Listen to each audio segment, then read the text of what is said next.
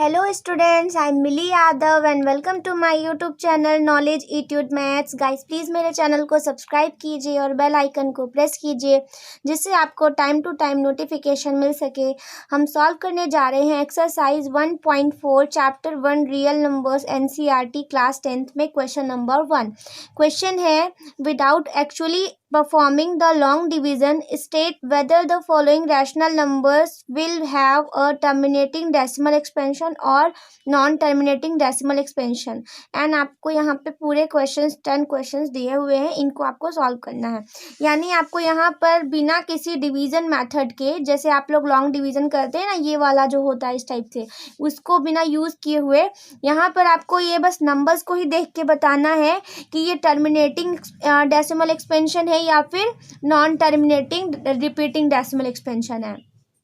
तो जैसा कि आपका रैशनल नंबर जो होता है वो दो टाइप्स के होते हैं, वो या तो टर्मिनेटिंग डेसिमल में हो जाएगा या तो non terminating repeating decimal expansion में होगा। तो इसको आप कुछ ऐसे समझिए, जैसे कि आपका डेसिमल एक्सपेंशन आपको समझना होगा। तो रैशनल और इरैशनल नंबर्स में अलग अलग टाइप से होता है। रैशनल नंबर्स में दो टाइप का होता है, एक तो टर्मिनेटिंग होता है, दूसरा नॉन टर्मिनेटिंग बट रिपीटिंग होता है, यानी रेकरिंग होता है। और इरैशनल नंबर्स अगर होगा तो वो नॉन टर्मिनेटिंग, नॉन रिपीटिंग और रेकरिंग जिसे आप कहते हैं वो होगा।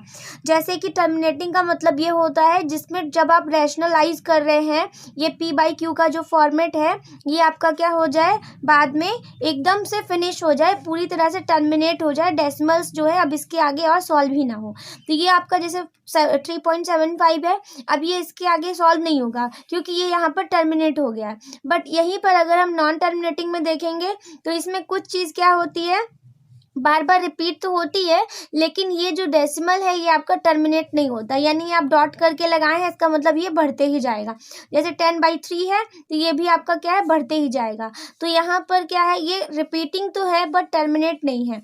तो इस टाइप से आपके होते हैं। अब आपको ये बताना है इनमें क्वेश्चंस को देख के कि वो आपका क्या है, ये क्वेश्चंस में टर्मिनेटिंग है कि नॉन टर्मिनेटिंग रिपीटिंग है, यानी दोनों ही रैशनल नंबर्स के टाइप्स में से कौन सा रैशनल नंबर होगा।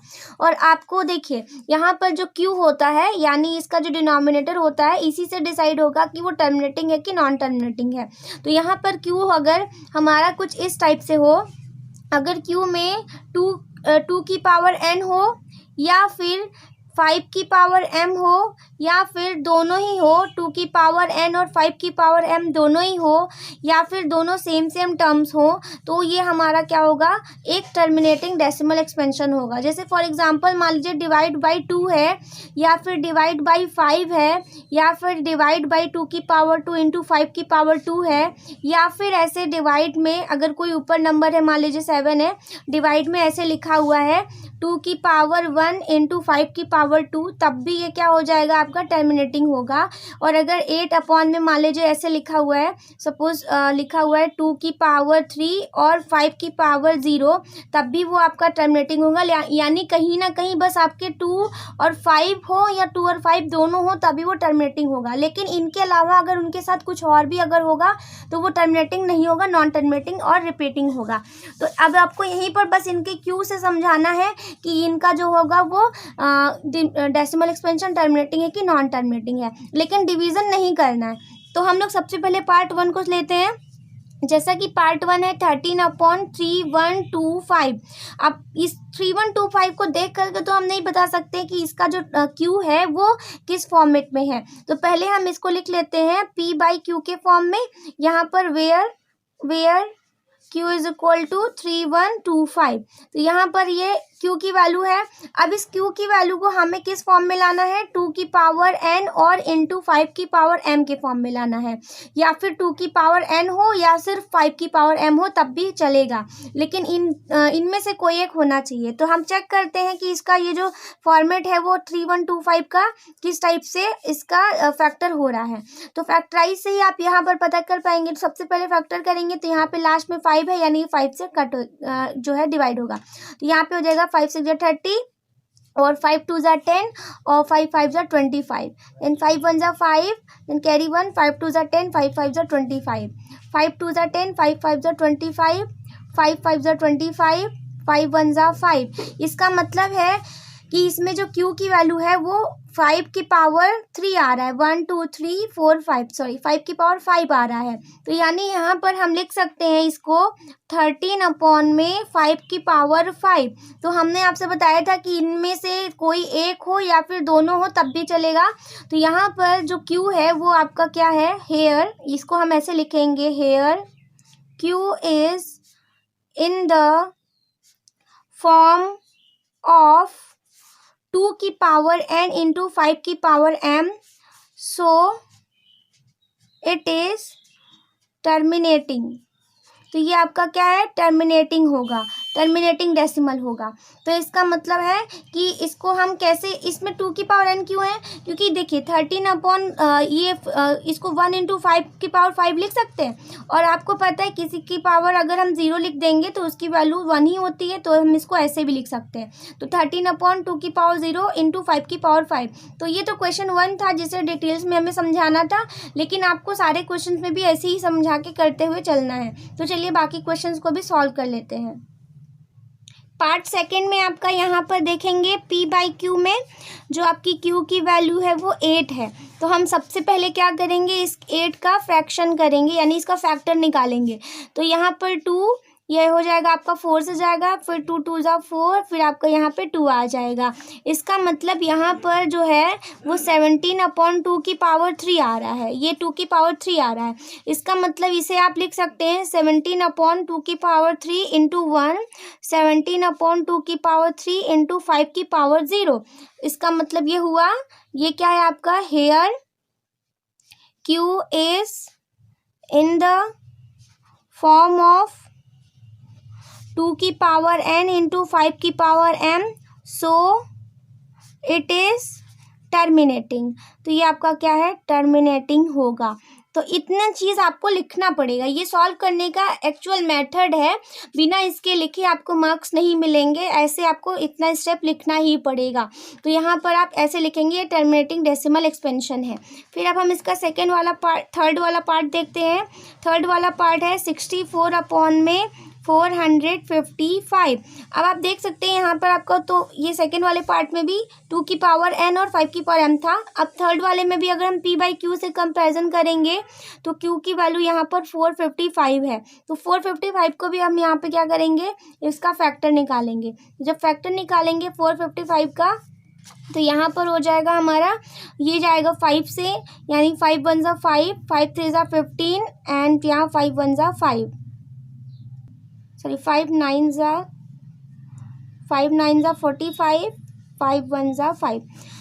फिर 5, ये 5 से नहीं जाएगा, ये आपका 7 से जा सकता है। तो 7 1 जा 7, 7 3 जा 21, 13 1 जा 13, यानी यहाँ पर जो Q है वो 64 अपॉन 5 इंटू 7 इंटू 13 आ रहा है, जो कि आपके P/Q के फॉर्मेट में नहीं है। इसका मतलब यहाँ पर आपको ये लिखना पड़ेगा कि Q आपके इस फॉर्म में नहीं है, यानी here Q is not in the form of 2 की power n into 5 to the power n, so it is non terminating. तो ये आपका क्या हो जाएगा, नॉन टर्मिनेटिंग डेसिमल एक्सपेंशन हो जाएगा। तो इस तरह से हम सेकेंड वाले, थर्ड वाले को भी सॉल्व कर लिए हैं। अब चलिए फोर्थ वाला देख लेते हैं। फोर्थ वाले में आपको यहाँ पर क्या दिया हुआ है, 15 अपॉन 1600। तो ये हो गया आपका 15 अपॉन में 1600। तो हम इसे भी P/Q के फॉर्म में लिखेंगे। तो यहाँ पर Q की वैल्यू क्या है, 1600 है। तो हम इसे भी टर्मिनेट करते हैं 1600 को। तो जब इसे टर्मिनेट करेंगे तो क्या आएगा, ये आपका 2 8 जा 16, 2 4 जा 8, 2 2 जा 4, 2 1 जा 2, 2 5 जा 10, फिर 2 2 जा 4, 2 5 जा यहाँ पे हो जाएगा 10, 5 5 जा 25, 5 1 जा 5, यानी कि आपको यहाँ पे 1 2 3 4 5 6, इसका मतलब है यहाँ पर आपका 15 अपॉन में 2 की पावर 6 इंटू 5 की पावर 2। तो इसका मतलब ये आपका क्या है, टर्मिनेटिंग डेसिमल एक्सपेंशन है, क्योंकि Q आपका जो है वो 2 की पावर n और 5 की पावर m के फॉर्म में, यानी 2 और 5 है, तो यहाँ पर ये टर्मिनेटिंग होगा। जहाँ पर 2 और 5 के अलावा और भी कुछ आता है तो वो नॉन टर्मिनेटिंग हो जाएगा। फिर अगला फिफ्थ वाला पार्ट देखते हैं। फिफ्थ वाले पार्ट में है 29/343 है। तो अब इसमें भी हम यहाँ पर देखेंगे तो ये p/q के फॉर्म में रखेंगे जब, तो q की वैल्यू क्या है 343। तो हम इसका भी क्या करते हैं 343 का भी फैक्टर करेंगे। तो 343 ये आपका 7 से जाएगा, तो ये हो जाएगा आपका 7 4 ज़ा 28 और आपका यहाँ पे 7 9 ज़ा आपका 63 आ जाएगा, यहाँ पे 6 आ जाएगा। फिर 7 7 ज़ा 49, 7 1 ज़ा 7, यानी 7 का क्यूब आ रहा है। इसका मतलब यहाँ पे 29 डिवाइड बाई 7 क्यूब आ रहा है, यानी कि यहाँ पर आपका जो है ये 2 की पावर n और 5 की पावर m के फॉर्म में नहीं है। इसका मतलब ये आपका क्या है, नॉन टर्मिनेटिंग डेसिमल एक्सपेंशन है। तो इस तरह से आप यहाँ पे सॉल्व कर लेंगे। अब हम लोग 6 वाला पार्ट देखते हैं।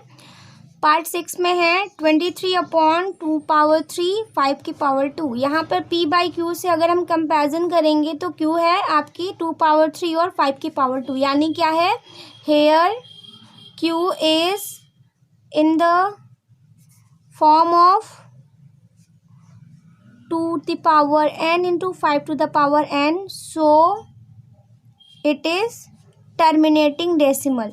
तो ये आपका क्या है, टर्मिनेटिंग डेसिमल होगा, क्योंकि यहाँ पर आपका इस फॉर्म में ये डायरेक्ट दिया हुआ है। तो अब हम यहाँ पे 6 हो गया। 7th वाला देखते हैं। 129/2² 5 की पावर 7, 7 की पावर 5 सभी आपस में मल्टीप्लाई में है। यहाँ पर p/q से कंपेरिजन करेंगे तो q की वैल्यू क्या आ रही है यहाँ पे 2² 5 की पावर 7 इंटू 7 की पावर 5, जो कि इस फॉर्मेट में तो बिल्कुल नहीं है, क्योंकि यहाँ पर 2 और 5 चाहिए था, यहाँ पर तो 2 और 5 के साथ साथ 7 भी आ रहा है। तो इसका मतलब क्या होगा, here q is not in the form of 2 की पावर n इंटू 5 की power m, so it is non terminating decimal expansion. तो ये हो जाएगा आपका 7। 8th वाला देखते हैं। 8th वाले में बोला है 6/15 है, तो इसको भी अगर हम ब्रेक करेंगे तो पहले तो आपका ये जो 6/15 है इसमें हम देखेंगे तो ये आपका कैंसिल हो रहा है किससे, 3 से। तो 3 2 ज़ा 6, 3 5 ज़ा 15, यानी 2/5 हो जा रहा है ये वाला। तो 2/5 हो जा रहा है, यानी हम इसे ऐसे लिख सकते हैं 2/1 इंटू 5 मीन्स 2/2 की पावर 0 इंटू 5। तो यानी आपका 5 आ रहा है, यहाँ पे आप 5 की पावर 1 भी लिख सकते हैं। तो ये आपका फिर से देख रहे हैं कि 2 की पावर n और 5 की पावर m के फॉर्म में है। इसका मतलब है कि ये टर्मिनेटिंग डेसिमल एक्सपेंशन है। तो ये आपका 8th वाला क्वेश्चन हो गया। नेक्स्ट हमारा ये है 9th वाला। 9th वाले में भी हम देख रहे हैं कि इस पे भी ये कैंसिल हो रहा है 5 से। तो 5 1 ज़ा 5, 5 7 ज़ा 35, यानी 7/10 आ रहा है। तो 7/2 इंटू 5 लिख सकते हैं।